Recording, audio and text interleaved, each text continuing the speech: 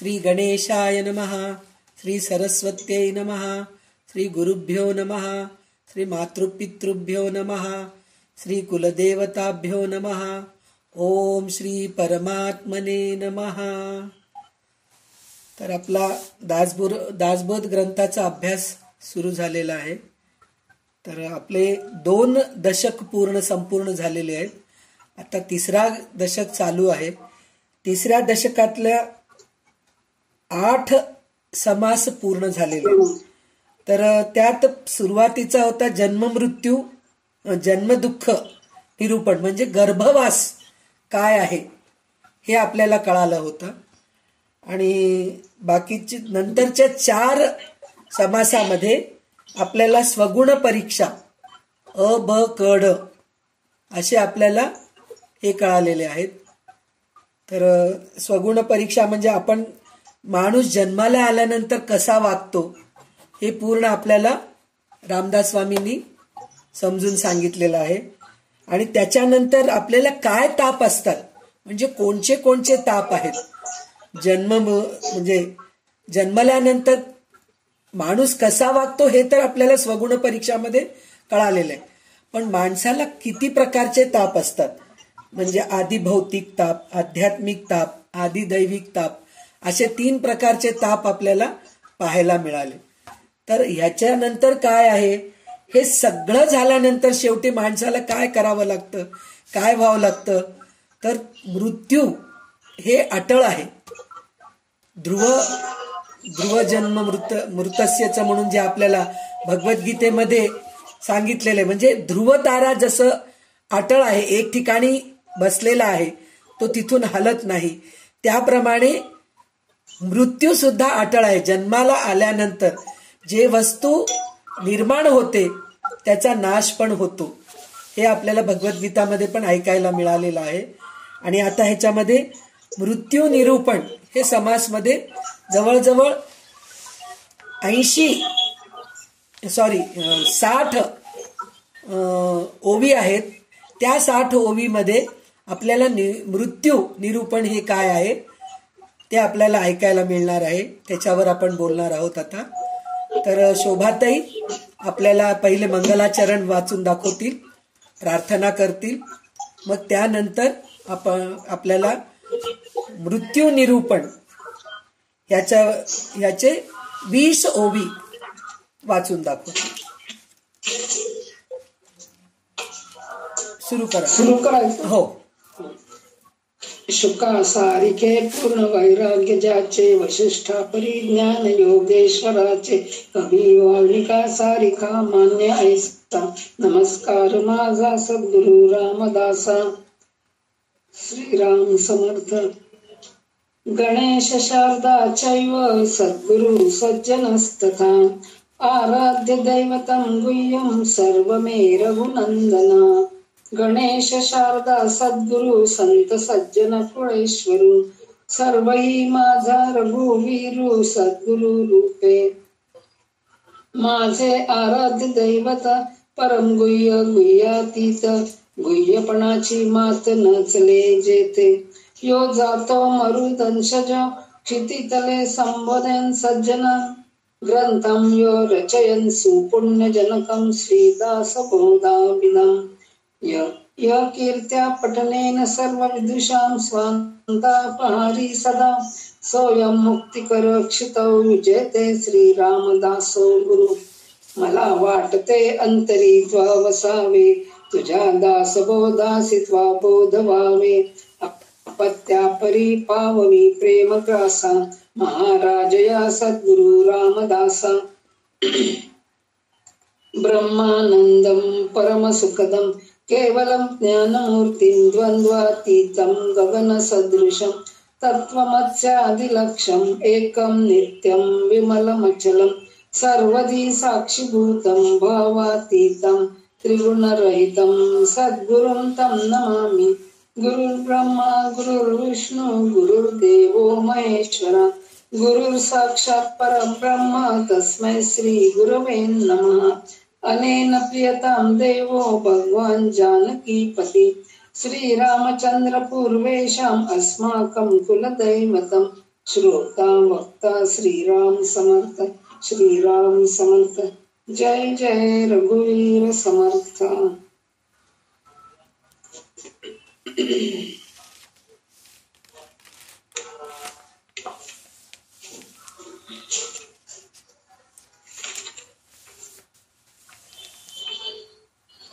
समास 9. नृत्य निरूपण नाम समास. श्रीराम समर्थ. संसार म्हणजे सवेच स्वार, नाही मरणास उधार. मापी लागले शरीर, घडीने घडी श्रीराम. नित्य काळाची संगती, न कळे होणाराची गती. कर्मासारखे प्राणी पडती, नाना देशी विदेशी श्रीराम. सरता संचितांचे शेष, नाही क्षणाचा अवकाश. भरता न भरता निमिष, जाणे लागे श्रीराम. अवचित्ते काळाचे म्हणियारे, मारिता सुडती एकसरे. नेऊन घालती पुढारे, मृत्यूपंथे श्रीराम.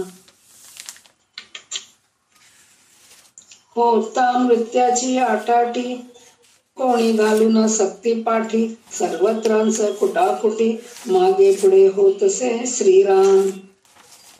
मृत्यू काळ काठी निकी, बैसे बळी याचे मस्तकी. महाराजे बळीये लोकी, राहो न सक्ती श्रीराम. मृत्यू न म्हणे की हा क्रूर, मृत्यू न म्हणे हा झंजार. मृत्यू न म्हणे संग्राम शूर, समरंगणी श्रीराम. मृत्यू न म्हणे की हा कोपी, मृत्यू न म्हणे हा प्रतापी. मृत्यू न म्हणे उग्ररूपी, महाखळ श्रीराम. मृत्यू न म्हणे बलाढ्य, मृत्यू न म्हणे धनाढ्य. मृत्यू न म्हणे आढ्य, सर्व गुणे श्रीराम. मृत्यू न म्हणे हा विख्यात, मृत्यू न म्हणे हा श्रीमंत. मृत्यू न म्हणे हा अद्भुत, पराक्रमी श्रीराम. मृत्यू न म्हणे हा भूपती, मृत्यू न म्हणे हा चक्रवर्ती. मृत्यू न म्हणे हा करामती, कैवाड जाणे श्रीराम. मृत्यू न म्हणे हा हयपती, मृत्यू न म्हणे गजपती.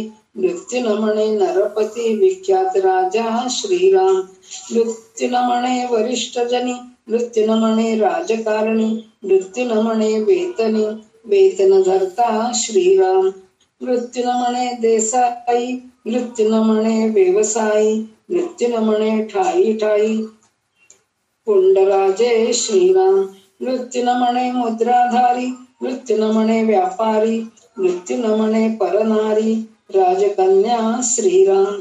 मृत्यू न म्हणे कार्यकारण, मृत्यू न म्हणे वर्षावर्ष वर्णावर्ण. मृत्यू न म्हणे हा ब्राह्मण, कर्मनिष्ठ श्रीराम.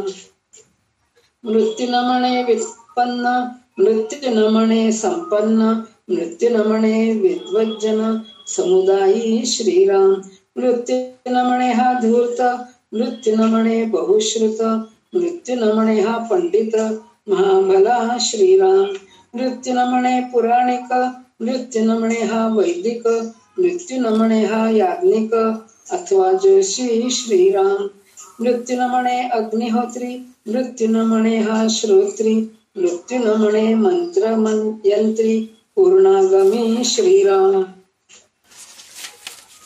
तर आता इथे आपल्याला शोभाताई म्यूट करा फोन. हा. तर इथे आपल्याला मृत्यू निरूपण हे आपल्याला आता समास सुरू झालेला आहे. तर आपल्याला किती म्हणजे परत एकदा मी तेच गोष्ट सांगतेय की रामदास स्वामी आपल्याला अक्षरशः बोट धरून भक्ती मार्गाकडे घेऊन जात आहेत.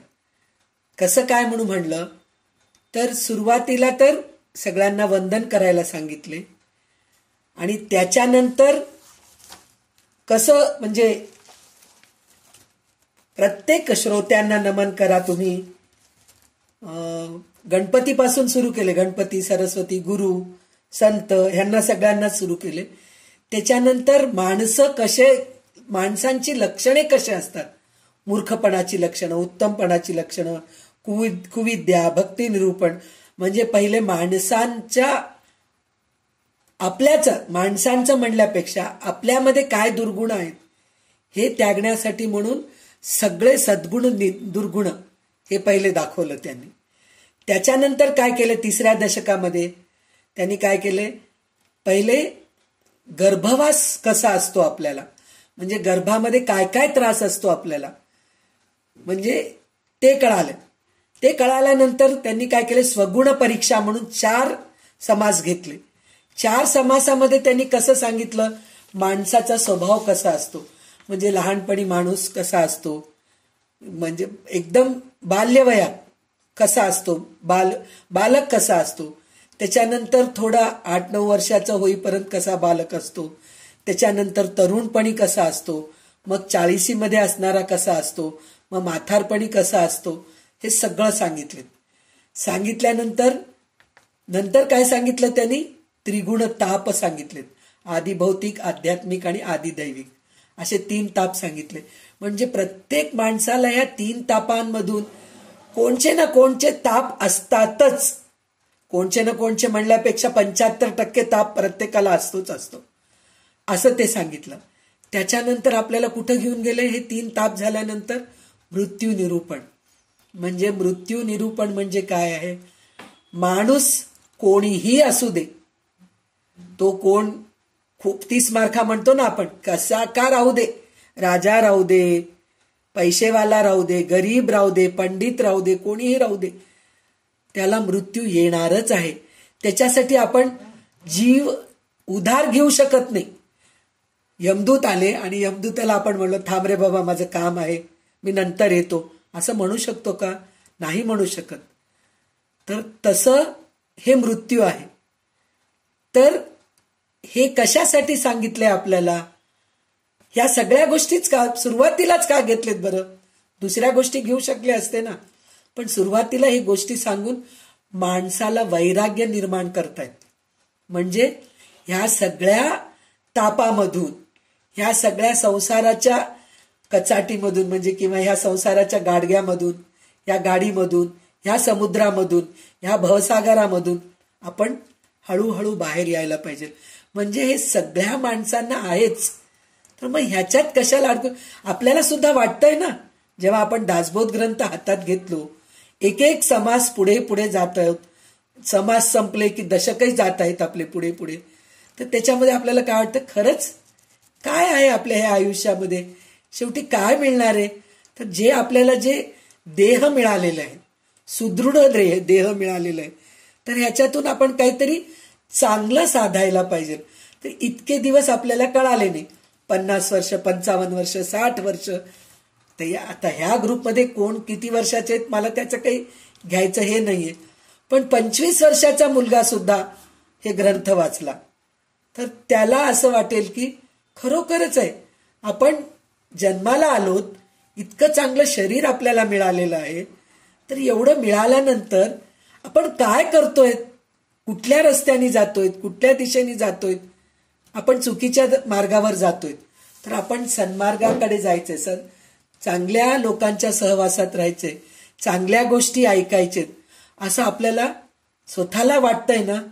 म्हणजे समर्थांनी किती छान विचार करून की एकानंतर एक दर मंजिल म्हणून म्हणतात ना, एक झालं की एक झाल्यानंतर एक, म्हणजे एकदम असं केले नाहीत, LKG मधून UKG मधून पहिली नंतर दुसरी नंतर तिसरी नंतर चौथी, असं करत करत करत करत आपल्याला PhD पर्यंत घेऊन जाणार आहेत रामदास स्वामी.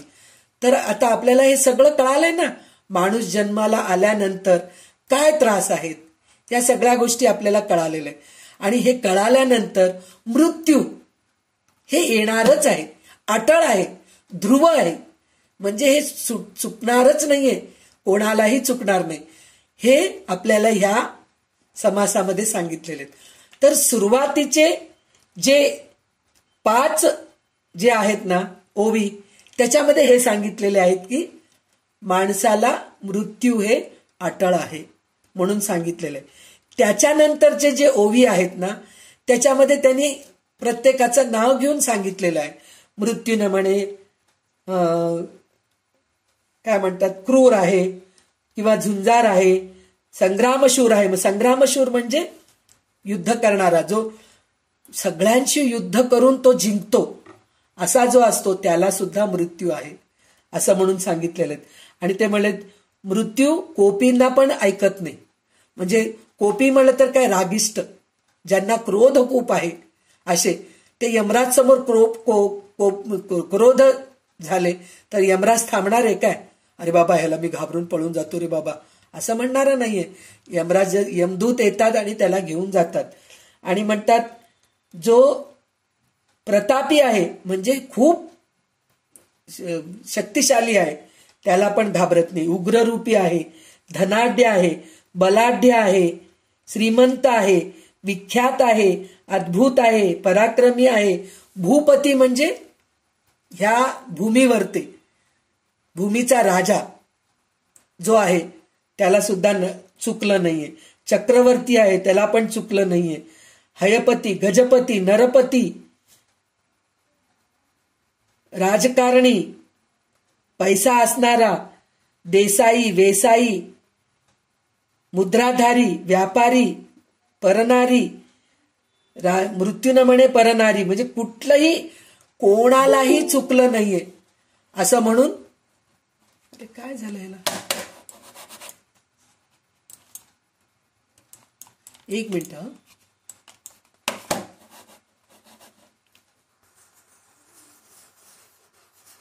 अरे रामा. तर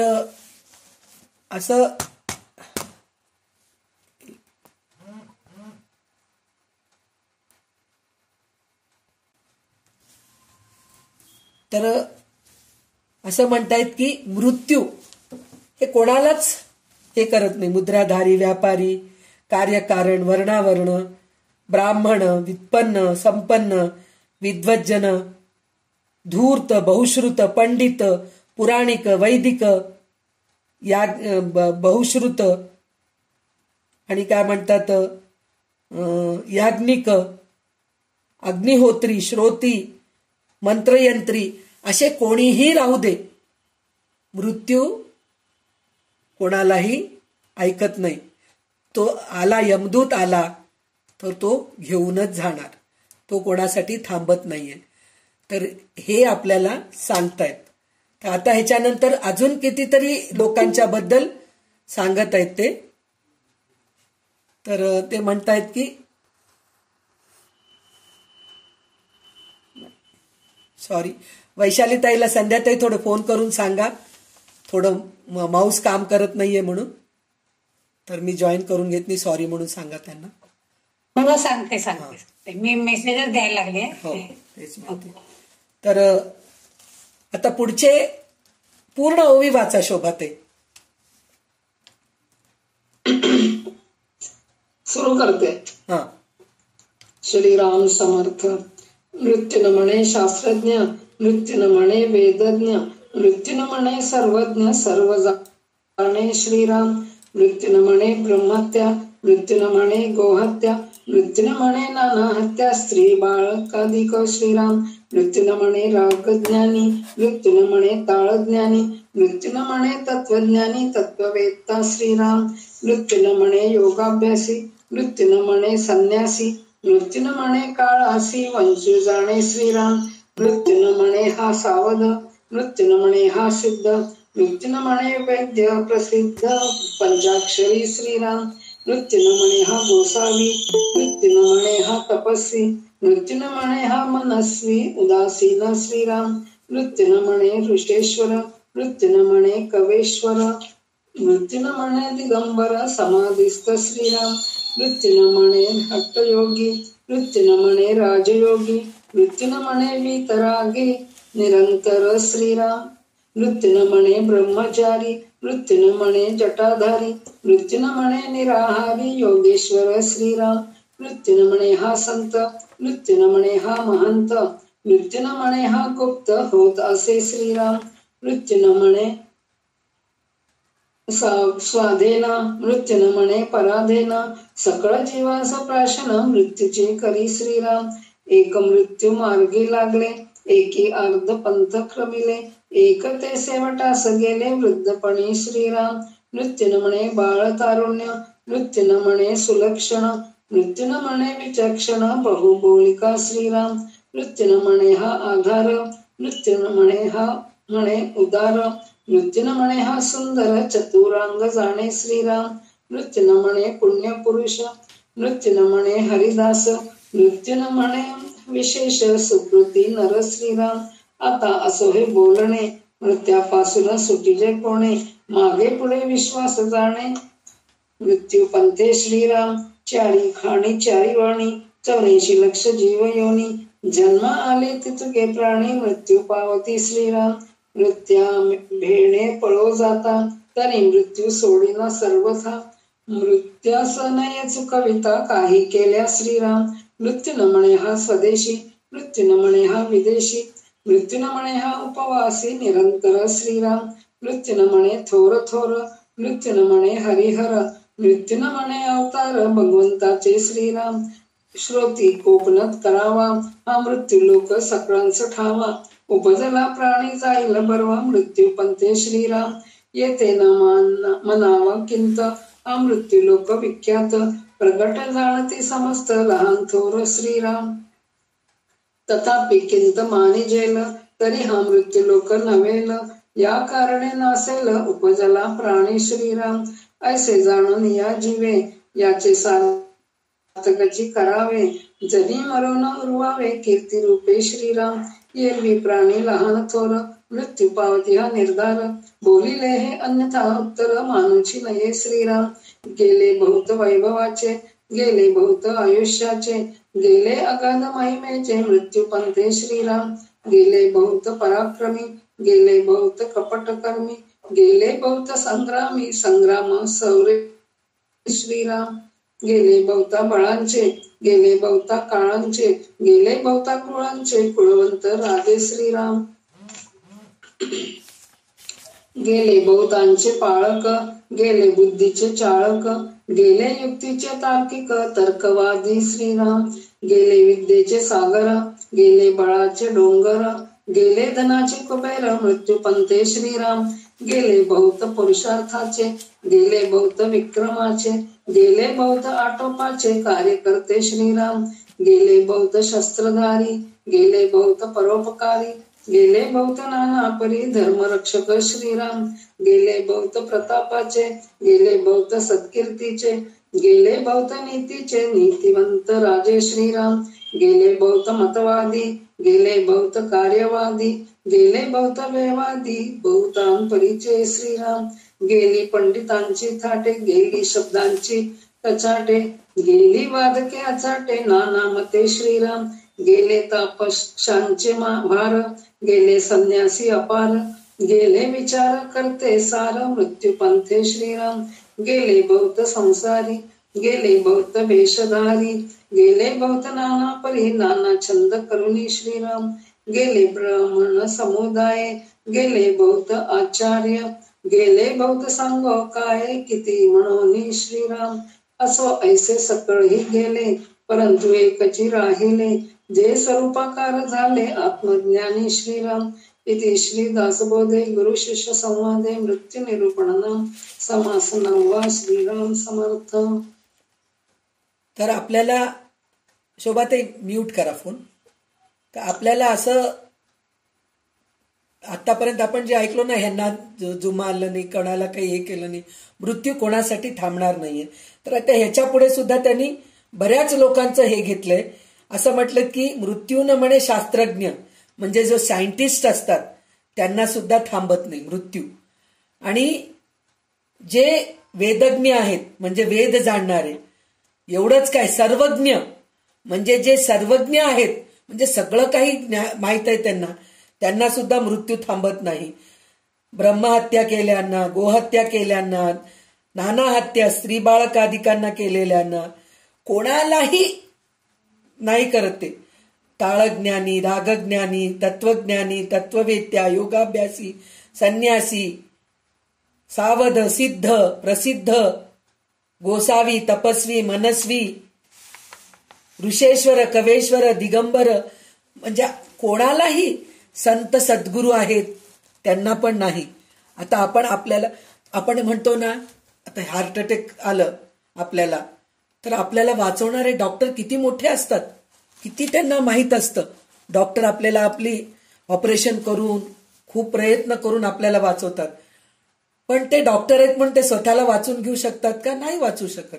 त्यांना हार्ट अटॅक आलं, त्यांची जायची वेळ आली, तर कुठल्याही डॉक्टरला बोलवा तुम्ही, अमेरिकेच्या बोलवा किंवा कोणालाही बोलवा, प्रत्यक्ष देवाला बोलवा, तिथं नाही. एवढंच काय, आपण भागवतामध्ये किंवा रामायणामध्ये आपण ऐकलेली कथा आहे, जेव्हा त्यांचं कार्य संपलं, रामाचं कार्य संपलं, तर त्यावेळेस देवदूत येतात आणि ऋषींना पाठवतात. पाठवून म्हणतात की आता रामाचं आणि ऋषींचं दोघांचं बोलणं चालू आहे, लक्ष्मणा कोणी जरी आलं तरी त्यांना येऊ देऊ नको, जर येऊ दिलास तर तुला मृत्यूदंड आहे, असं म्हणून राम लक्ष्मणाला सांगतात. तर त्यावेळेस लक्ष्मण म्हणतात चालेल, म्हणून द्वारपालकाचं काम करत असतात. आणि ऋषी येऊन रामांना सांगतात की आता तुमचं कार्य संपलेलं आहे पृथ्वीवरचं, आता तुम्हाला देवलोकात यायचं आहे, स्वर्गलोकात यायचं आहे. तर त्यावेळेस राम म्हणतात येतो मी, नक्की येतो, आता माझंही कार्य संपलंय, मला कळालेलं आहे. हे बोलण्यासाठी म्हणून ऋषी स्वतः येतात. तर त्यावेळेस जे रागिष्ठ ऋषी दुर्वास मुनी ते पण त्यांना भेटायला म्हणून येतात. म्हणजे हे सगळं रचून ठेवलेलं आहे, सगळं लिहून ठेवलेलं आहे. तर दुर्वास मुनी येतात आणि लक्ष्मणाला म्हणतात मला जाऊन रामाशी बोलायचंय. तर लक्ष्मण म्हणतात की नाही, पहिल्यापासून त्या 2 माणसांचं बोलणं चालू आहे, तिथं तुम्हाला परवानगी नाही. शेवटी दुर्वास मुनी रागिष्ठ, तर त्यांना ते म्हणतात जर तू मला आत नाही पाठवलास तर तुझी अयोध्या पूर्ण बुडेल किंवा तुला काहीतरी होईल, असं म्हणतात. तर मला काही झालं तरी हरकत नाही, पण अयोध्याला काही होऊ नये, आपल्या राजाला काही होऊ नये, माझ्या मोठ्या भावाला काही होऊ नये, या हेतूनी ते दुर्वास मुनींना आत पाठवतात. आत पाठवल्यानंतर राम काय म्हणतात की तुझं चुकलंय लक्ष्मणा, तुला मृत्यूदंड आहे. म्हणून म्हणल्यानंतर स्वतः त्याला मारत नाहीत, त्याला म्हणतात तू या गावाबाहेर निघून जा, अयोध्यामधून निघून जा, असं म्हणून त्याला शिक्षा देतात. तर त्यावेळेस लक्ष्मण म्हणतो माझंही कार्य संपलेलंच आहे, म्हणून ते निघून जातात, शरयू नदीमध्ये निघून जातात. नंतर रामाला दुःख होतं आणि ते म्हणतात की जो भाऊ मला सावलीप्रमाणे राहिलाय शेवटपर्यंत, वनामध्ये सुद्धा माझ्या सोबत होता, प्रत्येक वेळी माझी सेवा केलेला आहे, अशा भावाला मी दंड दिलोय, शिक्षा केलोय, तर माझ्या जगण्यात काही अर्थ नाहीये. म्हणून ते स्वतः सुद्धा शरयूमध्ये निघून जातात. म्हणजे तिथं ते मृत्यू अटळ आहे, रामांना पण चुकलेलं नाहीये, राम सुद्धा हे देह सोडून निघून गेले. म्हणजे असं आहे. आणि श्रीकृष्ण अवतारामध्ये त्याच्यामध्ये पण तसंच आहे. देव म्हणतात की भगवान श्रीकृष्ण तुम्ही आता या, तुमचं कार्य संपलंय. पण श्रीकृष्ण काय म्हणतात, जेव्हा कुरुक्षेत्रामध्ये युद्ध झालं, सगळं अधर्मावर धर्मावर विजय झाला, अधर्म गेलंय, आता सगळं संपलंय आणि दुष्ट लोक सगळे गेलेत, तर भगवान तुम्ही आता या स्वर्गलोकी, म्हणून श्रीकृष्णांना बोलावलं. तर श्रीकृष्ण स्वतः म्हणाले हे तर झालेलं आहे, भूमिभार बरेच कमी झालेले आहे, पण अजून दुष्ट लोक आहेत, यादव कुळाचे जे दुष्ट लोक आहेत, त्या लोकांचं सुद्धा संहार झाल्यानंतरच मी पृथ्वी लोक सोडून स्वर्गलोकात येतो म्हणून म्हणले. आणि त्यांना सुद्धा शाप मिळाले, कुंतीकडून शाप मिळालेला आहे. दुर्योधनाच्या वेळेस जे काही हे झालेलं आहे, ही कथा आपण ऐकलेली आहे. म्हणजे दुर्योधनला कुंती बोलावती आणि म्हणती की तू पूर्ण नग्न अवस्थेत ये, अंगावर एकही वस्त्र नको, मला तुला बघायचंय तसं. तर तो आईची आज्ञा म्हणून पाळून तो जातो. जात असताना श्रीकृष्ण स्वतः येतात, समोर येतात आणि दुर्योधनाला म्हणतात हे काय रे तुझं नग्न अवस्था, असं कसा जातोयस तू. तर त्यावेळेस दुर्योधन म्हणतो माझी आईची आज्ञा आहे. अरे किती आई जरी असली, तुला लहानपणी जरी नग्न अवस्थेत बघितली असली तरी आता एवढा मोठा झालास, असं जाणं तुला शोभत नाही, बरोबर नाही, तुझं गुप्त अंग झाकून घे. म्हणून म्हणल्यानंतर तो दुर्योधन स्वतः फुलांनी गुप्त अंग झाकून घेतो आणि आईकडे जातो. तर आई त्यावेळेस म्हणते की आता मी डोळे उघडू का, तू पूर्ण नग्न अवस्थेत आहेस का? तर दुर्योधन हो म्हणतो आणि ती डोळे उघडून बघती, कारण ती डोळे असून नवऱ्यासाठी म्हणून, पतीसाठी म्हणून आंधळी होती. डोळ्यावर काळी पट्टी बांधून घेऊन वर्षानुवर्ष तसंच राहते. तर डोळे कोणचेही आपण अबोल न बोलता जर 1 महिना राहिलो, तर 1 महिन्यानंतर जर आपण बोललो तर आपल्याला वाचा सिद्धी येते. म्हणजे आपल्या वाचेमध्ये, बोलण्यामध्ये एक शक्ती येतं असं असतं. म्हणजे मौन पाळलं तर ह्या प्रकारची शक्ती येते. डोळे झाकून राहिलो तर डोळ्यामध्ये आपल्यामध्ये दिव्यत्व प्राप्त होतं. आणि उपास राहिलो तेव्हा सुद्धा आपल्याला बरेचशा सिद्धी प्राप्त होतात. अशा कितीतरी आहेत. ध्यानस्थ बसलो तर सिद्धी प्राप्त होते. त्याप्रमाणे गांधारीला जे आहे ना, डोळे बंद करून घेतल्यामुळे तिला सिद्धी प्राप्त झालेली असते. तर ती सिद्धी काय प्राप्त होते म्हणजे, ती जर दुर्योधनाला डोक्याच्या केसापासून ते पायापर्यंत जर तिची नजर फिरवली तर त्याच्यामध्ये, दुर्योधनामध्ये शक्ती येतं आणि त्याला कोणीही शस्त्राने मारू शकत नाही असं त्याला वरदान मिळतं, शक्ती मिळते. म्हणून ती आपल्या पुत्राला बोलावती. पण श्रीकृष्ण असं करतात, तर गुप्त अंग झाकून घेतला, मांड्यापर्यंत झाकून घेतल्यामुळे तेवढा भाग त्याचा म्हणजे शक्तिवान राहत नाही, असं होऊन जातं. तर त्यावेळेस कुंती श्रीकृष्ण आलाय म्हणून ओळखती आणि श्रीकृष्णाला असं शाप देते की तुझ्यामुळे माझ्या मुलाचं असं झालेलं आहे. आणि नंतर पण एक असं म्हणती की जर युद्ध तू थांबू शकला असतास. काय उषा सारखं हँड रेस करतीयस? गांधारी ना? हो, गांधारीच म्हणले ना. कुंती म्हणत. सॉरी कुंती म्हणले का? ओके. गांधारी जी आहे ती कृष्णाला शाप देते आणि म्हणते की आज तुझ्यामुळे, तू इतका मोठा देव आहेस, तू थांबवला असलास, तू थांबू शकला असतास, काहीतरी करून युद्ध थांबू शकला असतात, पण तुझ्या कारणाने माझा मुलगा शक्तिवान राहून फक्त एक भाग त्याचं कार्य करत नव्हतं. तिथं भीमाने गदा मारून त्याला मृत्यूच्या ह्याला पाठवला आणि माझे 100 मुले तुझ्यामुळे गेले. तर तुला सुद्धा तुझ्या डोळ्यासमोर तुझे सगळे वंशज नष्ट होईल असं तुला बघावं लागेल. म्हणून ती शाप दिली. म्हणजे देवांना सुद्धा चुकलं नाहीये, देवांना सुद्धा मृत्यू चुकलं नाहीये. कोणाच्या तरी शापामुळे, काहीतरी कारणामुळे यमदूत येतात आणि घेऊन जातात. म्हणजे अशा देवाधिकांनाच चुकलेलं नाहीये. तर इथं एवढ्या मोठ्या लोकांचं लिस्ट दिलेलं आहे. इतके लोकांचं म्हणजे राजा आहे, धर्मज्ञ आहे, शास्त्रज्ञ आहे, वेदज्ञ आहे, पंडित आहे, पुरोहित आहे, कोणालाही मृत्यू चुकलं नाहीये असं सांगितलेलं आहे. तर तिथं अजून सांगितले लहान थोर त्यांना चुकलेलं नाहीये. संत आहेत, महंत आहेत, जटाधारी आहेत, ब्रह्मचारी आहेत, हठयोगी आहेत, राजयोगी आहेत, वीतरागी आहेत, निराहारी आहेत, परत काय म्हणतात त्याला हरिदास आहेत, पुण्यपुरुष आहेत, असे कितीकी जण आहेत.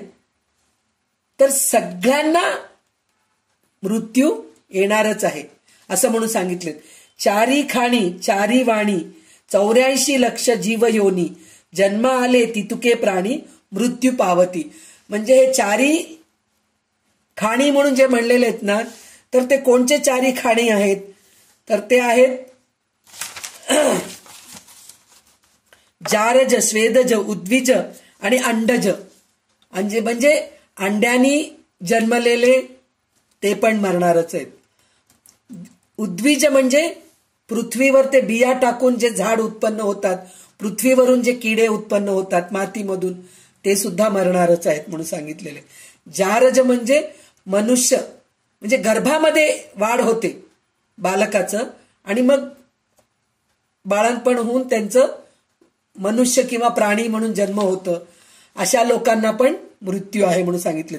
स्वेदज, स्वेदज म्हणजे जे आपल्या पोटामध्ये किडे आहेत किंवा आपल्या अंगावरचे किडे आहेत, ज्या घामाने निर्माण होतात किंवा आपल्या पोटातल्या घाणीनी किडे, जंत वगैरे आहेत, त्याला स्वेदज म्हणतात. असे किडे म्हणजे कुठलंही राहू दे, किंवा हे चारी वाणी म्हणजे सगळ्या प्रकारचं वेद त्यांना माहित आहे. परा पश्यंती मध्यमा वैखरी, ह्याच्यातून जे ते मंत्र वगैरे म्हणतात, जे देवाचं उपासना करतात, चांगलं बोलतात, तसल्या लोकांना सुद्धा मृत्यू ओढूनच नेणार आहे म्हणून सांगतायत. त्याच्यानंतर ते म्हणतात की असं जर आहे तर आपण काय करायचं आपल्या ह्या शरीराचं, तर आपल्याला मिळालेल्या शरीराचं सार्थक करून घ्यायचंय, चांगले कर्म करायचे, चांगलं राहायचंय. तर हे सगळं केल्यानंतर कसं राहावं आपण, मरावे परी कीर्ती रूपे उरावे असं म्हणून म्हणतो की नाही आपण. गेल्यानंतर सुद्धा आपण कीर्ती रूपाने उरावं. गेल्यानंतर सुद्धा काय माणूस होता, बेकार माणूस होता, त्याला काही हेच नव्हतं, कोणाशी कधी चांगलं वागला नाही, सतत रागात राहायचा, कधी दानधर्म केला नाही, कधी देवपूजा केला नाही, कधी आई वडिलांना नीट सांभाळला नाही, असं आपण त्या गेलेल्या माणसाला सुद्धा दूषण देतो. तसं नाही राहायला पाहिजे. काय माणूस होता हो, काय दानी होता, किती चांगले कर्म केले त्याने, असं म्हणायला पाहिजे. म्हणून मरावे परी कीर्ती रूपे उरावे, असं आपण जगायला पाहिजे, असं रामदास स्वामी आपल्याला म्हणतात. मग नंतर ते काय म्हणतायत की कितीतरी, आता हे चांगदेव महाराज आहेत, किती वर्ष ते जिवंत राहिले, पण शेवटी त्यांना पण मृत्यू आलाच ना. म्हणजे बहुत आले बहुत गेले म्हणून म्हणतायत ते. म्हणजे कितीतरी लोक येत आहेत, कितीतरी लोक जात आहेत. तेच ज्ञानेश्वर महाराज आहेत, अवघ्या कमी वयामध्ये म्हणजे कमी वर्षामध्ये किती मोठी कीर्ती करून, किती मोठे ग्रंथ लिहून ते गेलेले आहेत. म्हणजे असं आपल्याला राहायला पाहिजे. नुसतं आम्ही 14,000 वर्ष जिवंत आहेत, 1400 वर्ष जिवंत आहेत, 101 वर्ष जिवंत आहेत, आता कितीतरी लोक आहेत, काय उपयोग हो. अंथरुणावर पडून जगण्यात काय अर्थ आहे. आपण प्रत्येक वेळेस असंच म्हणायला पाहिजे, जसं देव म्हणाले की नाही, राम आणि श्रीकृष्ण म्हणाले, आम्ही पृथ्वीवर आलो, आमचं पृथ्वीवरचं जे कार्य आहे ते संपवलं आणि आम्ही निघून जाणार आहेत. त्याचप्रमाणे आम्हाला सुद्धा मृत्यू येऊ दे देवा.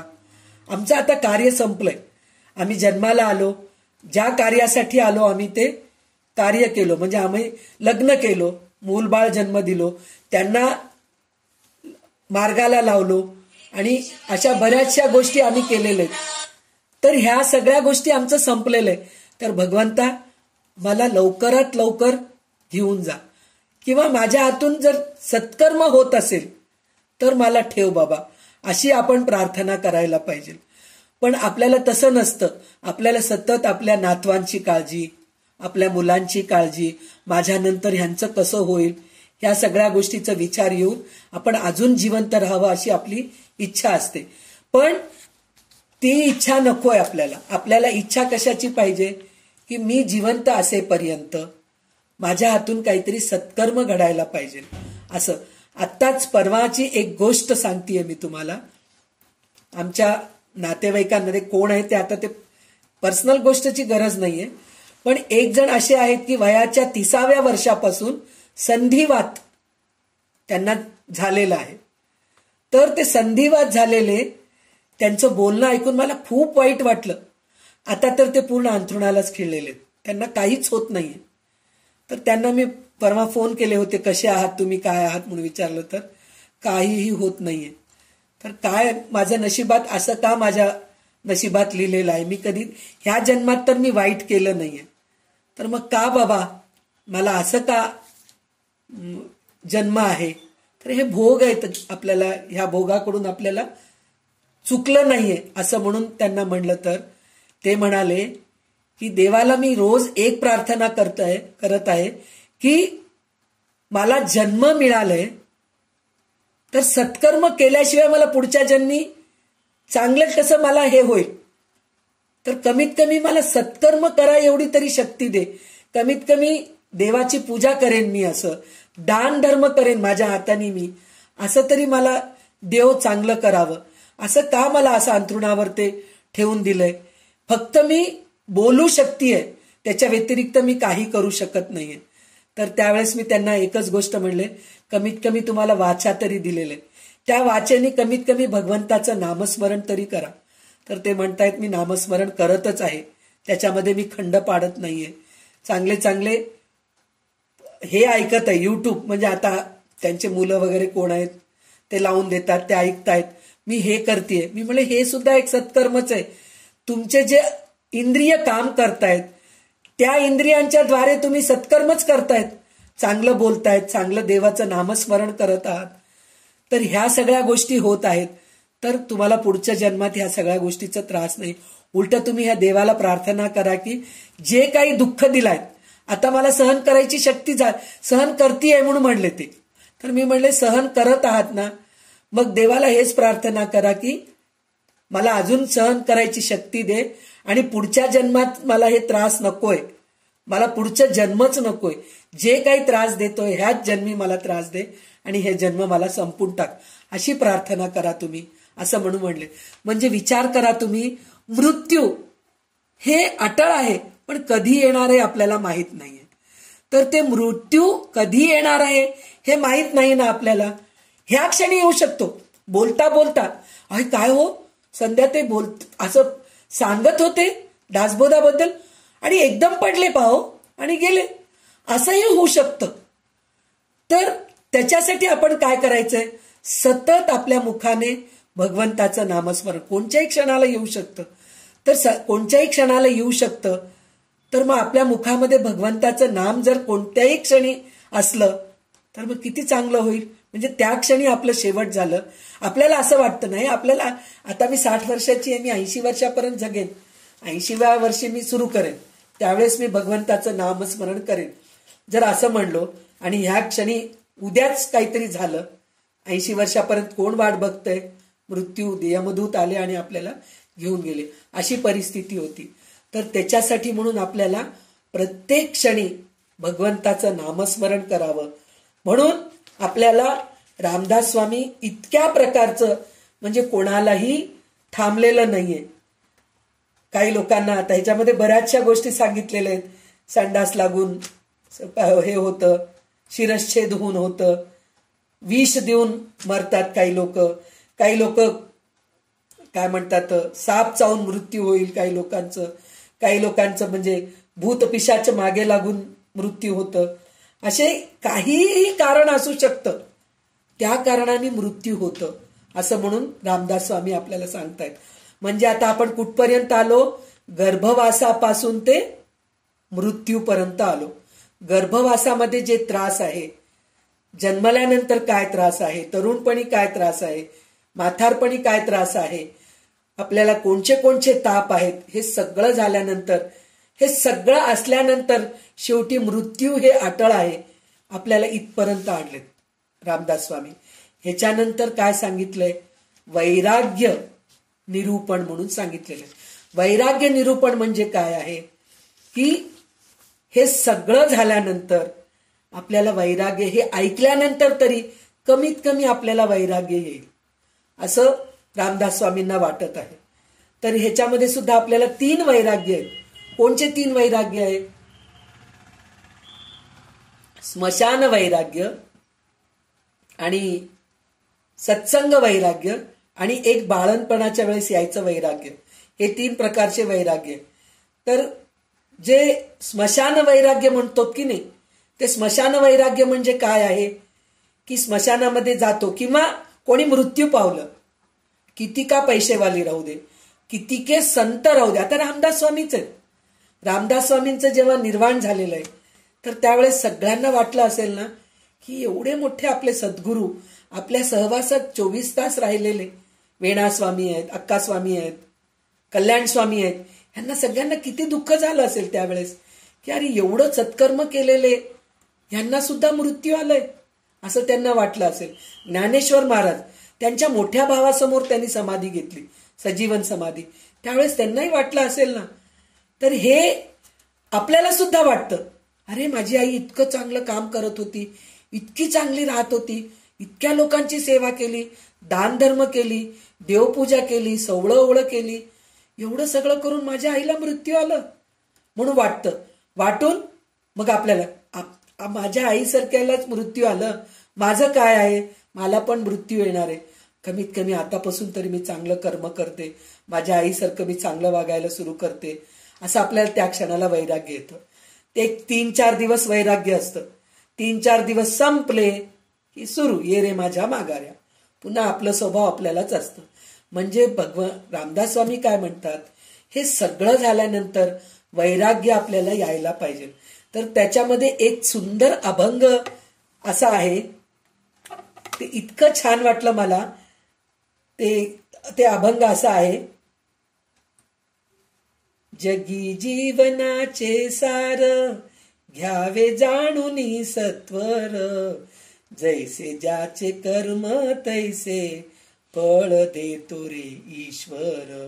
म्हणून म्हणतायत, म्हणजे आपले जसे कर्म आहेत तसं आपल्याला आहे म्हणून म्हणतात, क्षणिक सुखासाठी आपुल्या कोणी होतो नीती भ्रष्ट, कोणी त्यागी जीवन आपुले दुःख जगी करण्या नष्ट, देह करी जे जे काही आत्मा भोगी तो नंतर, जैसे ज्याचे कर्म तैसे फळ देतो रे ईश्वर.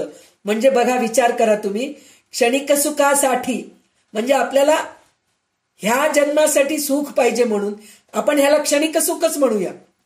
नीतीभ्रष्ट होतो आपण, म्हणजे पैसा कुठल्याही मार्गाने आपण कमावतो, आणि आता ह्या जन्मामध्ये आपण देह करी जे जे काही आत्मा भोगी तो नंतर, म्हणजे आत्म्याला ते भोगावंच लागतं असं म्हणून सांगतायत. आता आपल्याला ह्याच्यामध्ये सांगितलेत ना रामदास स्वामी, कोणालाही मृत्यू चुकलं नाही, ह्याच्यामध्ये पण तेच सांगतायत. ज्ञानी असो की अज्ञानी गती एक आहे जाण, मृत्यूला आणि न चुकवई कोणी, थोर असो अथवा सान, सोड माया सारी, आहे जग हे नश्वर, जैसे ज्याचे कर्म तैसे देतो फळ देतो रे ईश्वर. म्हणजे हे माया सोड, सगळं नश्वर आहे, नाशिवंत आहे. तर ह्या सगळ्या गोष्टी सोडून तू काय कर, भगवंताचं नामस्मरण कर असं म्हणून सांगितलेलं आहे. तर विचार करा, सगळे संत सत्पुरुष, आपण आज रामदास स्वामींचं ग्रंथ हातात घेतलोय म्हणून आपण रामदास स्वामींना म्हणतोय, पण तुकारामाचे अभंग बघा, जनाबाईचे बघा, वेणास्वामीचे, कोणाचेही बघा, प्रत्येक जण एकच सांगितलेलं आहे की ब्रह्म सत्य जगन मिथ्या, देवाच्या पायाशी जा, जगाच्या दृश्य विश्वाकडे तुम्ही ओढले जाऊ नका म्हणून सांगतायत. तर आतापर्यंत आपल्याला मृत्यूपर्यंत आणून पोचवलेले रामदास स्वामी आता वैराग्य कसं यायला पाहिजे हे आपल्याला वैराग्य निरूपण ह्याच्यामध्ये आपल्याला सांगत आहेत. तर आपल्याला शोभाताई वाचून दाखवतील. 25 ओवी वाचा. श्री दासबोधे गुरु शिष्य संवादे वैराग्य निरूपण नाम समास 10वा. श्रीराम समर्थ.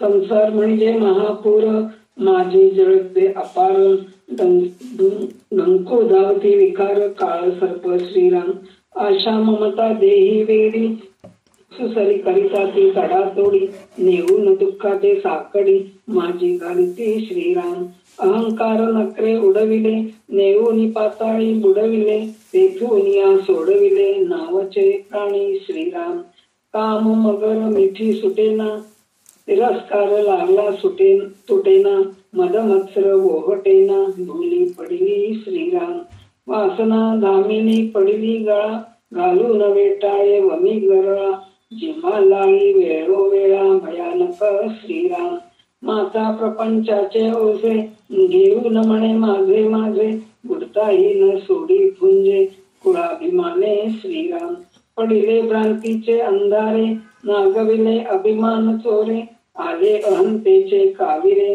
भूतबाधा श्रीराम, बहुतेक आवर्ती पडिले, प्राणी वाहतची गेले, जेही भगवंतासी पोभाइले, भावार्थ बळे श्रीराम, देव आपण घालून उडी, तयासी नेले पैलथडी, येरते अभाविके बापुडी वाहतची केली श्रीराम. भगवंत भावाचा बुकेला भावात ऐकून बुलला. संकटी पावे भाविकाला रक्षितसे श्रीराम. जयास भगवंत आवडे तयासे देवाची साकडे. संसार दुःख सकळ उडे निजदासाचे श्रीराम. जे अंकित ईश्वराचे तयास सोहळे निज सुखाचे. धन्यतेची दैवाचे भाविक जन श्रीराम. जैसा भाव जयापासी तैसा देव तयासी. जाणे भाव अंतर साक्षी प्राणी मात्राचा श्रीराम.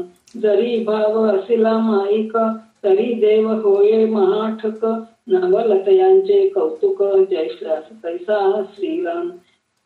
जैसे जयाचे भजन तैसे चिदेम समाधान.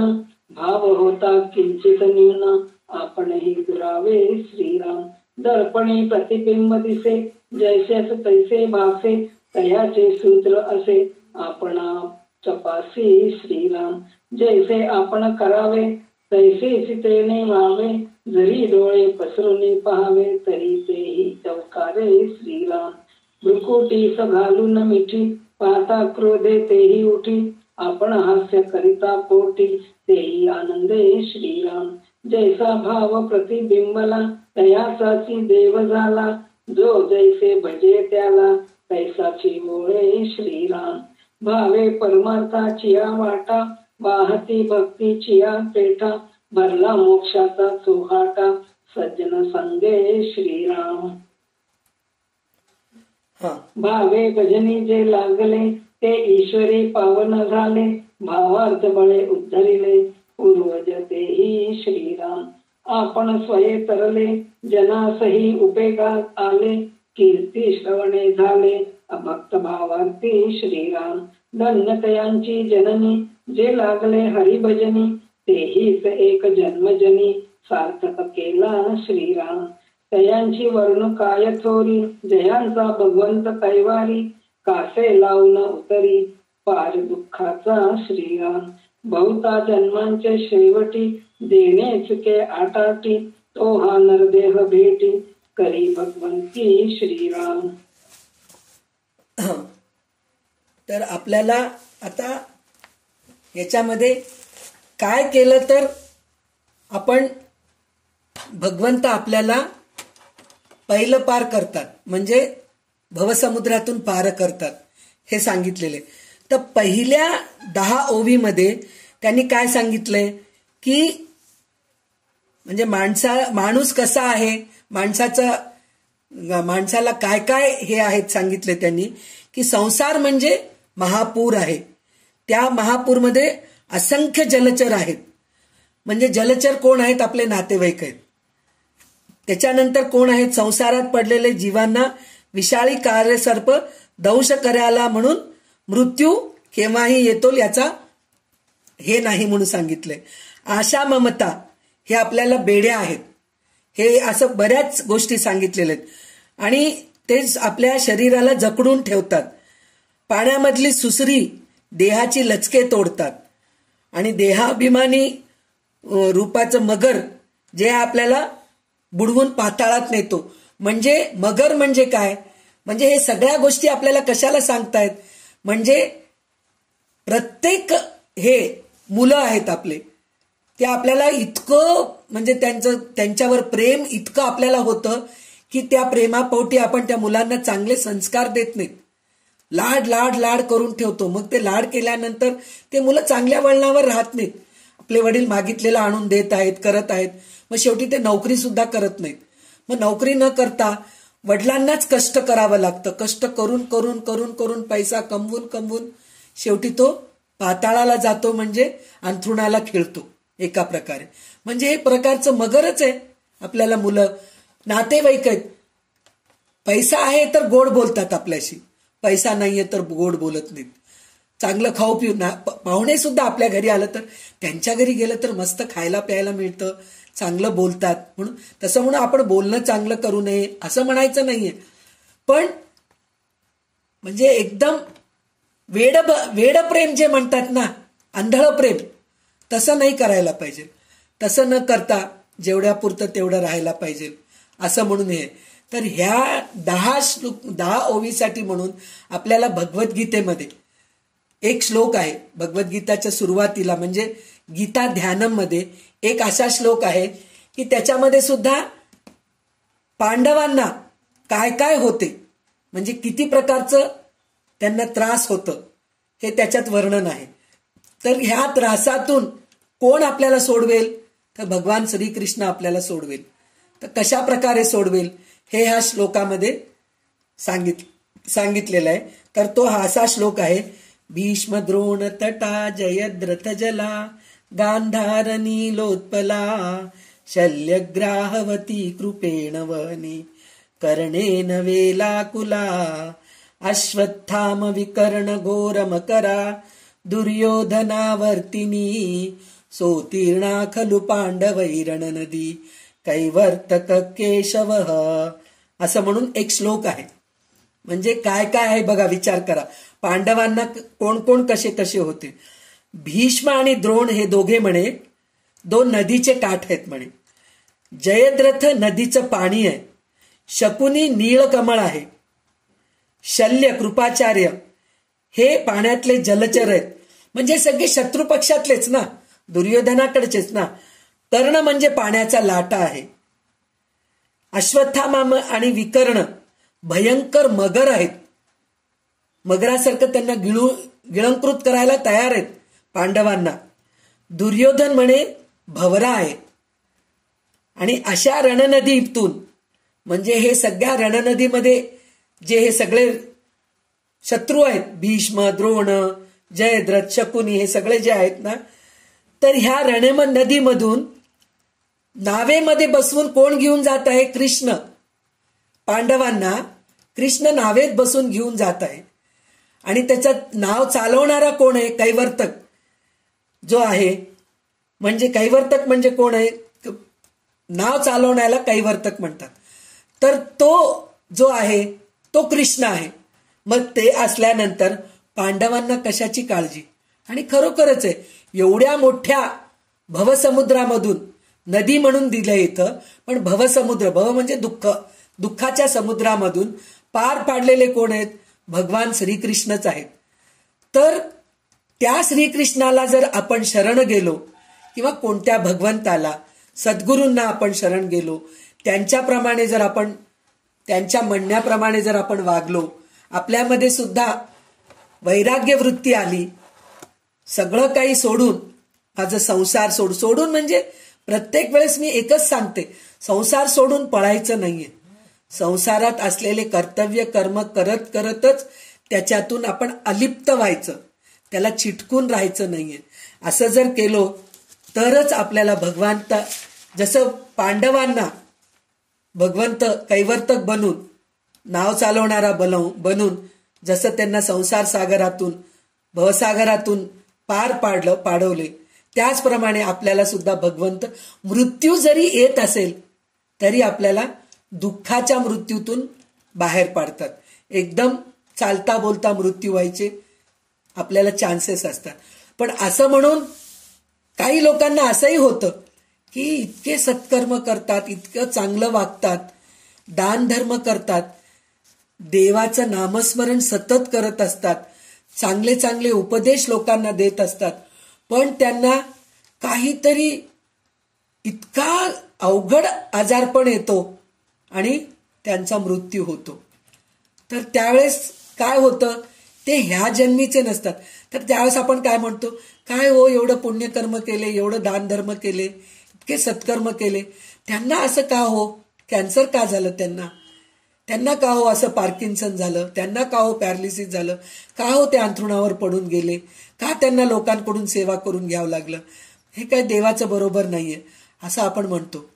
पण त्यावेळेस ते संत सत्पुरुष देवाला हेच प्रार्थना करतात की पुढच्या जन्मात मला पुढचा जन्म नकोय, पुढच्या जन्मात मला जे त्रास द्यायचं आहे किंवा मला पुढचा जन्म नको, म्हणून ह्या जन्मी जेवढं त्रास द्यायचे तू दे, मला सहन करायची शक्ती दे, मी सहन करतो, आणि ह्या जन्मीच माझं मृत्यू होऊन जाऊ दे, मला पुढचा जन्म नको. म्हणून देव तेवढं करू शकतात. तेवढे पुढच्या जन्माचे सगळं त्रास या जन्मात देऊन त्यांना पुढचा जन्म नाही असं करून त्यांना त्यांच्या शरणाशी घेऊ शकतात. असं काम भगवंत करू शकतात. तर ते करण्यासाठी म्हणून आपण काय करायला पाहिजे? सत्कर्म करायला पाहिजे, दान धर्म करायला पाहिजे, संसार करत करत देवाचं करायला पाहिजे. म्हणजे ह्या सगळ्या गोष्टी जर आपण केलो तर पुढचा जन्म आपल्याला येत नाही. जरी ह्या जन्मी आपल्याला खूप त्रास असला तरी देव सहनशक्ती देतो आणि पुढचं जन्म आपल्याला मिळत नाही. असं आपल्यामध्ये आहे. पण आपण त्या गोष्टीला आपण दुर्लक्ष करतो, देवाकडे दुर्लक्ष करतो, संसाराकडे खूप लक्ष देतो. माझं संसार, माझे मुलं, माझं घर, माझं दार, माझी गाडी, माझं बंगला, माझं सोनं, माझे चांदी, असं प्रत्येक गोष्टीमध्ये आपण अडकून राहतो. छोट्या छोट्या गोष्टीमध्ये एक चमचा नाही दिसला तरी चिडचिड होत असतं, एक वाटी दिसली नाही तरी आपल्याला चिडचिड होतं. आता ही एक चमचा एक वाटी नाही दिसली, दुसरं वाटी घेऊन आपण इतके घरात भांडी आहेत, तेच पाहिजे असं का आपल्याला वाटतं? म्हणजे त्याच्यामध्ये सुद्धा आपण अडकून आहोत. म्हणजे अशा गोष्टीमध्ये अडकून असल्यामुळेच आपल्याला पुनरपी जननम पुनरपी मरणम आपल्याला येत असतं. तर त्याच्यासाठी म्हणून आपण भगवंताचंच आराधना करत भगवंतामध्येच लीन होऊन राहावं म्हणून आपल्याला रामदास स्वामी सांगतायत. जर आपण असं केलो तर फक्त आपणच नाही, आपले पूर्वजांचं सुद्धा उद्धार होतं. आपले पूर्वज काही लोकांचे काही वासना दडलेले असतात, त्यांना चांगली योनी मिळालेली नसती, काय त्यांना पुनर्जन्म पण झालेलं नसतं, पण आत्मा भटकत असतं. अशा काही गोष्टी असतात. पण तसल्या लोकांना सुद्धा उद्धार होतं, त्यांना सुद्धा चांगली योनी मिळते, चांगली गती मिळते. चांगली गती मिळून त्यांचा उद्धार होतो. म्हणजे जसं आरसा असतो की नाही, आरशामध्ये आपण बघतो तर आरसा काहीतरी खोटं दाखवतं का आपल्याला? मी चष्मा घातलेली आहे आणि डोक्याचे केस पांढरं झालेले आहेत तर मला तसंच दाखवेल ना आरसा? काहीतरी काळं दाखवेल का? संध्या तू हेरडाई केली आहेस म्हणून पांढरं काढून काळं दाखवतं का? नाही दाखवत. मी आता लेन्सवाला चष्मा घातलेली आहे पण मी गॉगल घातलेलं दाखवेल का? नाही दाखवत.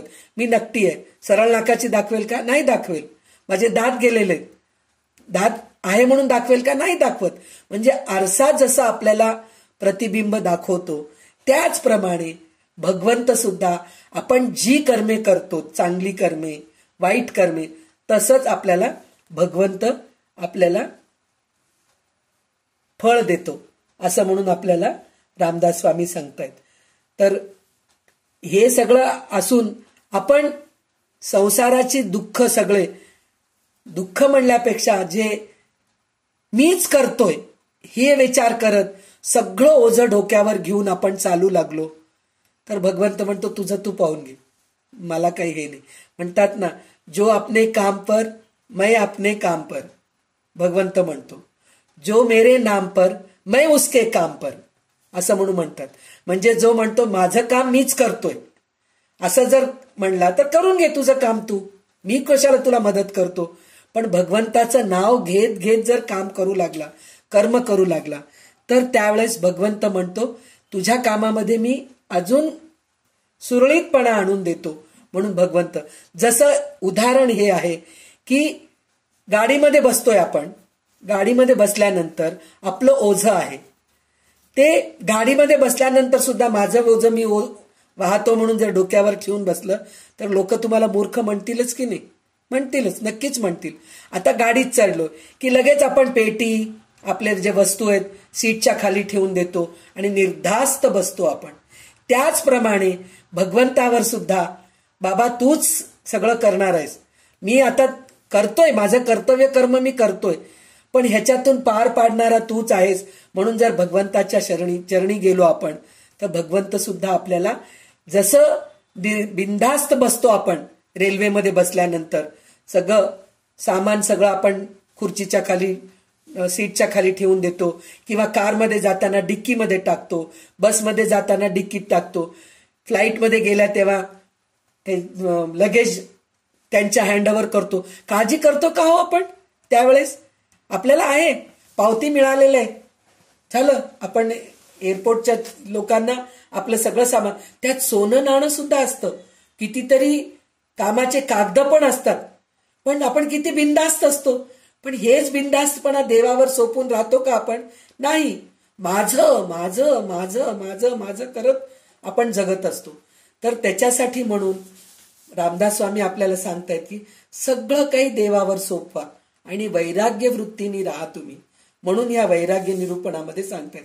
तर पुढचे 25 ओवी आपल्याला शोभाताई वाचून दाखवतील. आज थोडं एक 10-15 मिनिटं होईल आपल्याला हे समाज संपूर्ण करायचे, मग आपण थांबूया. 25 ओवी पुढचे. श्रीराम समर्थ. बहुता जन्मांचे शेवटी जेणे चुके अटाटी, तोहा नरदेह भेटी करी भगवंती श्रीराम. म्हणून धन्य ते भाविक जना, जेही जोडिले हरी निधाना. अनंत जन्मांतरीचे पुण्य फळासी आले श्रीराम. आयुष्यतेची हेची रत्नपेटी, माझी भजन रत्ने गोमटी. ईश्वरी अर्पोनिया लुटी, आनंदाची करावी श्रीराम. हरी भक्त वैभवे कनिष्ठ, परितो ब्रह्मादिका वरिष्ठ. सदा सर्वदा संतुष्ट, नैराश्य बोधे श्रीराम. धरून ईश्वराची कास, केली संसाराची नैराश्य. तया भाविका जगदीश, सभाय सांभाळी श्रीराम. जया संसाराचे दुःख, विवेके वाटे परम सुख.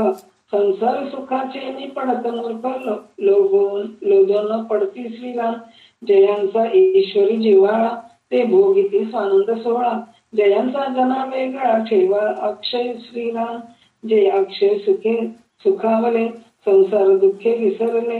विषये रंगी वरुंगले, श्रीरंग रंगी श्रीराम. तयास पावली नरदेह पेटी, केली ईश्वरी साठी. येरे अभाविके करंटी, नरदेह गेला श्रीराम. अवचटे निधान जोडले, ते कवडीच्या बदल नेले. तैसे आयुष्य निघून गेले अभाविकांचे श्रीराम. बहुत तपांचा साठा, तेनेच लागला परिसकोटा. परितोटा हिचा करंटा, भोगूच नेणे श्रीराम. तैसा संसार आला, माया गाळी गुंडाळला. अंती एकलाची गेला, हात जोडून झाडून श्रीराम. या नरदेहाची निसंगती, बहुत पावले उत्तम गती. एके बापुडी यातायाती, वरपडी झाली श्रीराम. या नरदेहाचे लागवेगे, सार्थक करावे संत संगे. नीच योनी दुःख मागे, बहुत भोगिले श्रीराम. कोण समय येईल कैसा, याचा नकळेची भरवसा. जैसे पक्षी दाही दिशा, उडून जाती श्रीराम. तैसे वैभव हे सकळ, कोण जाणे कैसी वेळ. पुत्र कळात लागली सकळ, बिघडून जाती श्रीराम. पायी घडी नवे आपुली, वयसा तरी निघून गेली. देह पडतात ठेविली, आहे नित्य येऊनी श्रीराम. स्वान शुक रातिक नीचा जाती, भोगणे घडे विपत्ती. तेणे काही उत्तम गती, पाविजेत नाही श्रीराम. मागा गर्भवासी आटाटी, भोगिता जालासी रे हिमपुटी. येथून या निवडा थोडा कष्टी, सुटलासी दैवे श्रीराम. दुःख भोगले आपल्या जीवे, ते कैची होती सवे. कैसेची पुढे एकले जावे, लागेल बापा श्रीराम. कैची माता कैचा पिता, कैची बहीण कैचा भ्राता. कैची सुहृदय कैची वनिता, पुत्र कळा राधिक श्रीराम. हे तुझा मावेची, अवघी सोयी सुखाची. हे तुझ्या सुख दुःखाची, सांगाती नव्हेची श्रीराम. कैसा प्रपंच कैची कुळ, कासे आहो तसे व्याकुळ. जनकण लक्ष्मी सकळ, जाईल जणे श्रीराम. कैसे कर कैसा संसार, कासे करीसी जोजार. जन्मवरी वाहो न भार, सेखी सांडून जाती श्रीराम. कैसे तारुण्य कैसे वैभव, कैसे सोहळे हावभाव. हे सकाळी जाण भाव, माईक माया श्रीराम. येच क्षणी मरून जासी, तरी रघुनाथी अंतरलासी. माझे माझे म्हणतोसी, म्हणून या श्रीराम.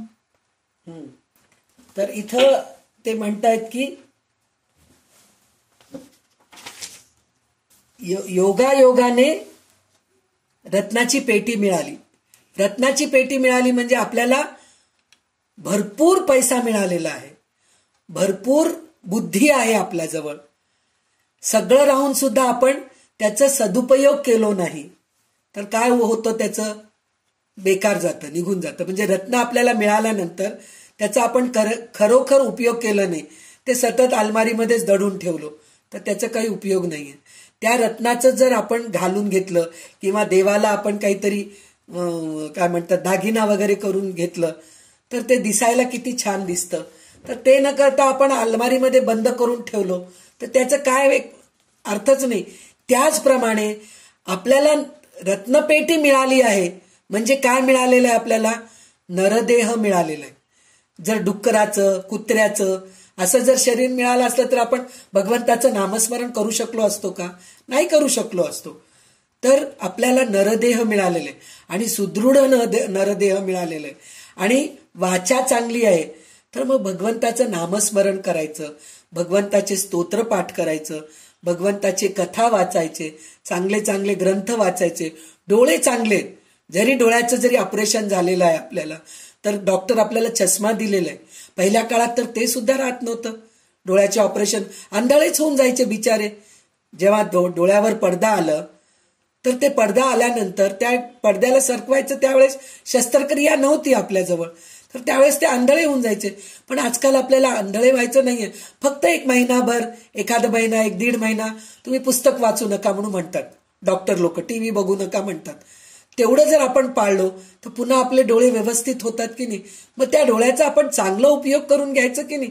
आपण त्या डोळ्याचा उपयोग करत नाही म्हणजे आपल्याला देवानी रत्नपेटी दिलेली आहे, त्या रत्नपेटीचा आपण चांगला उपयोग न करता आपण सगळं वाया घालवतो, जन्म पूर्ण वाया घालवतो. असं आपलं विचित्र आहे स्वभाव. आणि त्याच्यानंतर त्यांनी काय सांगितलेलं आहे की ह्या जन्माचा उत्तम उपयोग करून घ्या, चांगलं देवाचं नामस्मरण करा, चांगल्या लोकांच्या सहवासात राहा आणि शरीर चांगलं मिळालेलं आहे तर सेवा करा, आई वडिलांची सेवा करा, आपल्या कोणीतरी गरीब आहेत त्यांची सेवा करा, त्यांना दान धर्म करा, हे सगळं सांगितलेलं आहे. हे जर सगळं नाही केलं तर शेवटी आपल्याला काय होतं, विचित्र योनीमध्ये आपल्याला जन्म येतं. तर त्याच्यामध्ये त्यांनी काय सांगितलंय, जसं पक्षी बसतात एका ठिकाणी, सगळे बसतात पक्षी, पण तिथं येऊन काहीतरी एखादं दगड पडलं किंवा एखादं पान जरी पडलं, झाडाचं पान जरी त्यांच्यावर पडलं तर एकदम घाबरून उडून जातात, 10 दिशाने उडून जातात. त्याचप्रमाणे आपण इथं असतो, एक संसार आपला आहे, भाऊ बहीण, नवरा बायको, आई वडील, जावई सून, मुलगा मुलगी, असे हे सगळे नातेवाईक आहेत, मामा मामी, आत्या काका काकू, हे सगळे जरी आहेत आपल्याला. पण ह्याच्यामधून सगळे आपल्याला सोडून केव्हा उडून जातात ते माहित नाही किंवा त्यांच्यामधून सगळ्यामधून आपण केव्हा उडून जातो आपल्याला माहित नाही. मग त्यावेळेस आपण काय करायचं, नरदेह चांगला मिळालेला आहे तर त्याचा आपण चांगला उपयोग करून घ्यावं. तर त्याच्यामध्ये आपण काय, कसलं धन आहे, कसलं घर आहे, कसला संसार आहे, ह्या सगळ्या गोष्टीचं दूर करून तारुण्यपण आज आहे उद्या नाहीये, बसल्या बसल्याच तारुण्यपण पाहता पाहता, आतापर्यंत 25 वर्षाची असताना पाहता आता 50 वर्षाची झाले मी, काय हो केस पांढरे झाले, दात पडायला लागलेत माझे, म्हणजे असलेले तारुण्य पण निघून गेलं ना. आपण त्या तारुण्यपणाचा इतका अहंकार असतो, मी दिसायला खूप छान आहे, माझे दात पांढरं शुभ्र आहेत, मला खूप छान दिसतं, मला ऐकू पण खूप छान येतं, मी कपडे घातलं तर मी अशा प्रकारचे कपडे घातले, अशा प्रकारचे दागिने घातले तर मी खूप सुंदर दिसते, हे सगळं आपल्याला अभिमान असतं. पण हेच 25 वर्षानंतर आपलं शरीर तेव्हासारखं असतं का? नाही राहत.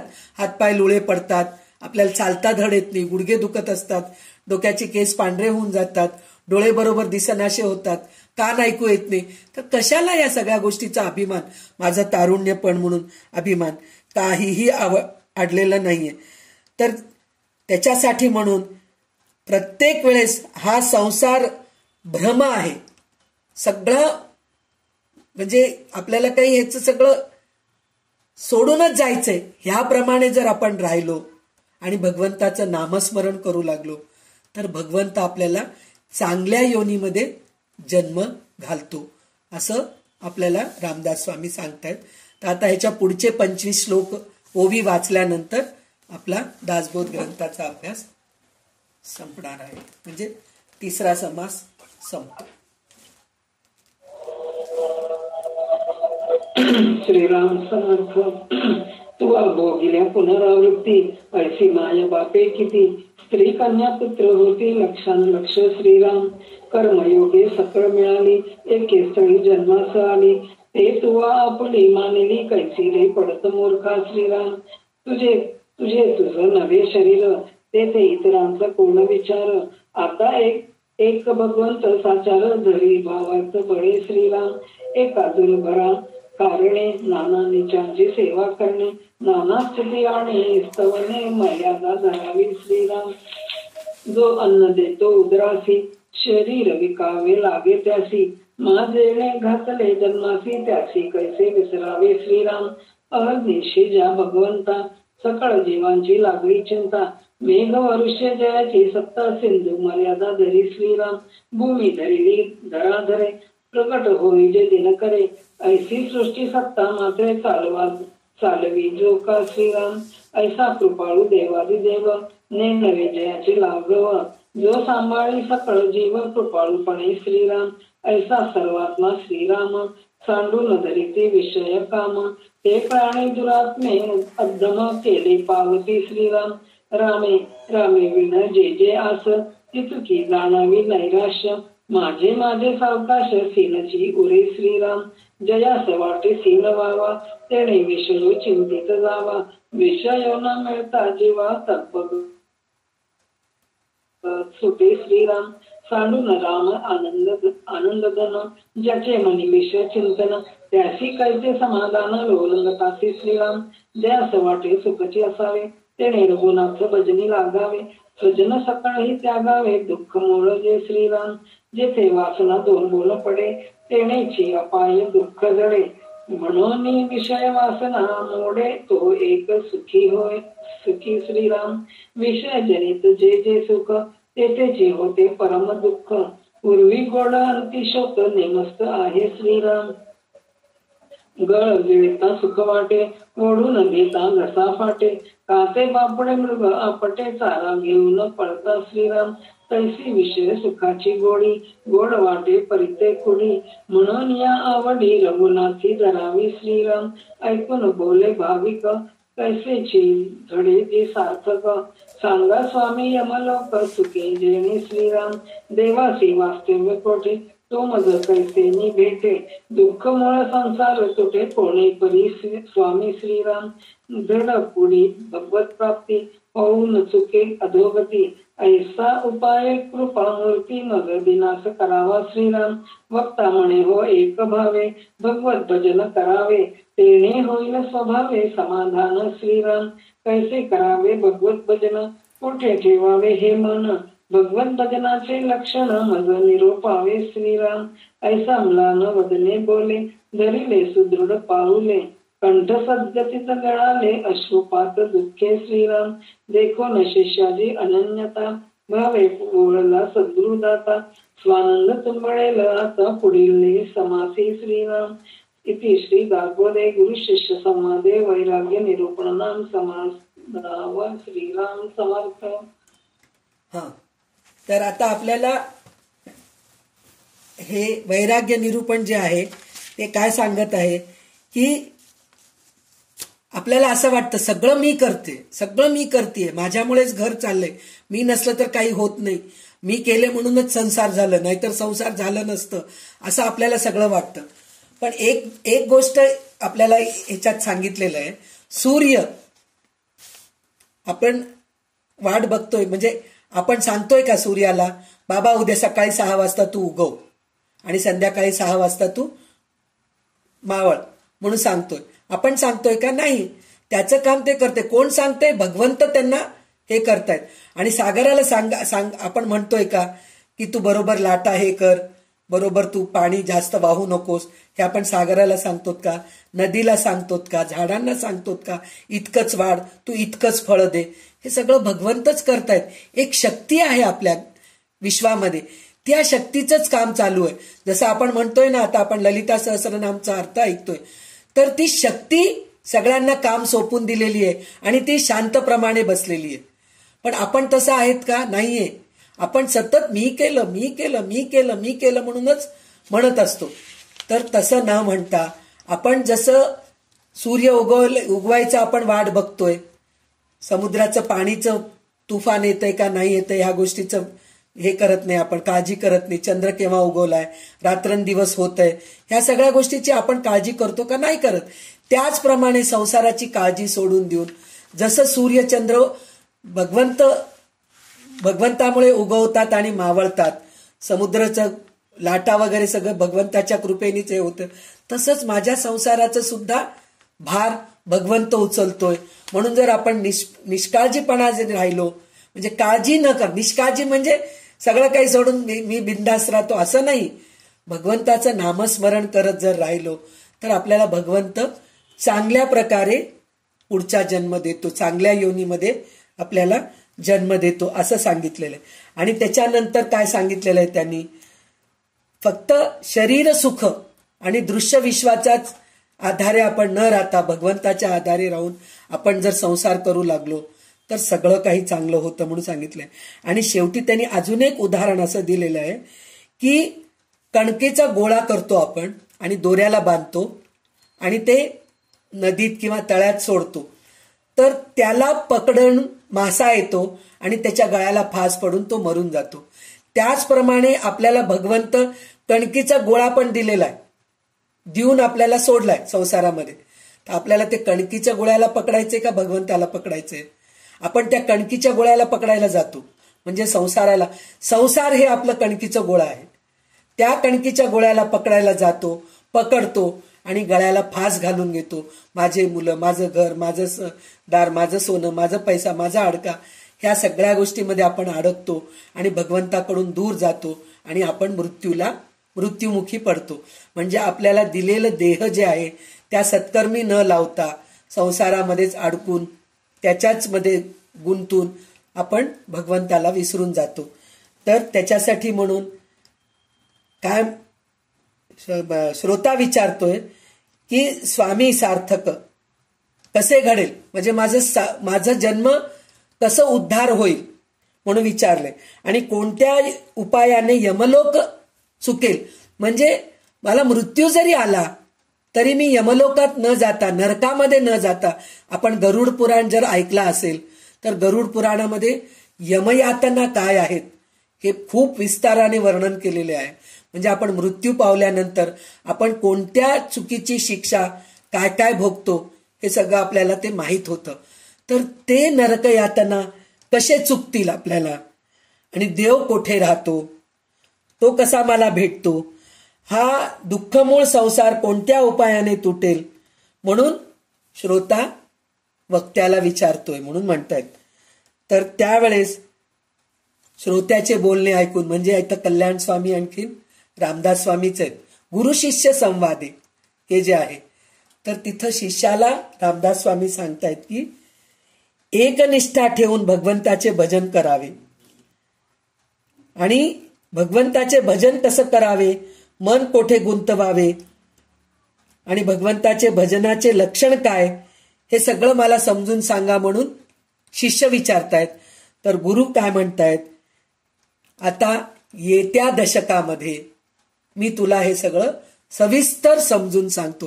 म्हणजे बघा किती छान ना, आपण सुरुवातीपासून हळूहळू हळूहळू येत आपण दुःखापर्यंत येऊन पोचलो आणि आता आपल्याला या दुःखाच्यातून बाहेर कसं पडायचं हे आपल्याला रामदास स्वामी पुढच्या दशकामध्ये नवविधा भक्ती म्हणून आपल्याला पुढचा दशक आहे त्याच्यातले 10 समास आपण भक्ती कसं करावं आणि भगवंताच्या चरणाशी कसे जावं हे आपल्याला सांगितलेलं आहे. तर त्याच्यामध्ये कसं सांगितलेलं आहे, श्रवणम कीर्तनम विष्णू स्मरणम पादसेवनम अर्चनम वंदनम दास्यम सख्यम आत्मनिवेदनम. म्हणजे आपण आत्मनिवेदनापर्यंत कसं जातो हे पूर्ण आपल्याला नवविधा भक्तीमध्ये रामदास स्वामी आपल्याला पुढच्या दशकामध्ये समजून सांगतील. आणि आपण इतके भाग्यवान आहोत, पंढरपूरच्या वारीच्या काळामध्येच आपल्याला भक्ती निरूपण, नवविधा भक्ती ऐकायला मिळतंय. तर उद्यापासून आपल्याला भक्ती कसं करावं हे आपल्याला ऐकायला मिळेल. तर खरोखरच हा योगायोग आहे. परवा आषाढी एकादशी आहे आणि श्रद्धेने भक्तीनेच सगळे वारी करत करत पंढरपूरला पोचतात. तर आपल्याला ते भक्ती काय आहे हे आपल्याला ऐकायला उद्या मिळणार आहे. तर उद्या आपण बरोबर 3 वाजता देवी भागवत ऐकणार आहोत. त्याच्यानंतर भक्ती नवविधा भक्ती निरूपण आपण ऐकणार आहोत. तर आता कल्याणकरी रामराया हे प्रार्थना करून आपण दासबोध अभ्यास इथेच थांबूया. तर शोभाताई कल्याणकरी रामराया म्हणा आणि आपण दासबोधाचा अभ्यास इथंच थांबूया. जय जय रघुवीर समर्थ. कल्याणकरी राम राया राम राया, कल्याणकरी राम राया. जनहित विवरी जनहित विवरी जनहित विवरी जनहित विवरी, कल्याणकरी राम राया राम राया. कल्याणकरी राम राया. तळमळ तळमळ होतची आहे होतची आहे, हे जनहाती झरी दयाळा. कल्याणकरी राम राया राम राया. कल्याणकरी राम राया. अपराधी जन चुकतची गेले चुकतची गेले, तुझा तुची सागरी दयाळा. कल्याणकरी राम राया राम राया. कल्याणकरी राम राया.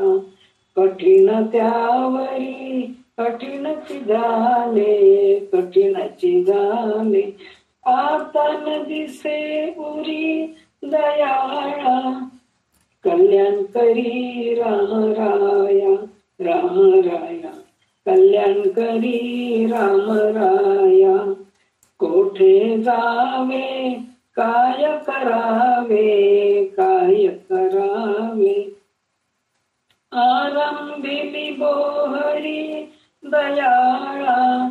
कल्याणकरी राम राया राम राया. कल्याणकरी राम राया. दास म्हणे आम्ही केले पावलो केले पावलो, दयेसी नाही सरी दयाळा. कल्याणकरी राम राया राम राया.